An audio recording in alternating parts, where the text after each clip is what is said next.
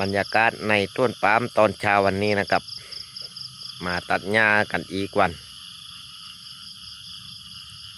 ตัดกันหลายวันจังแล้ว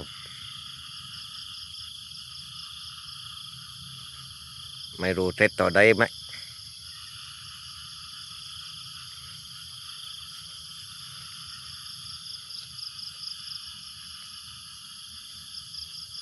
บรรยากาศตอนเช้า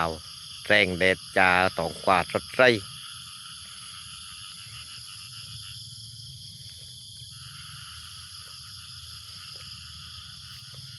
ตีตัดก้อนโนก็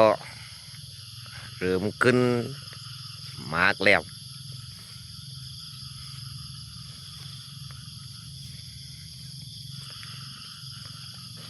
ควายนี่ก็ยังไม่เสร็จกับ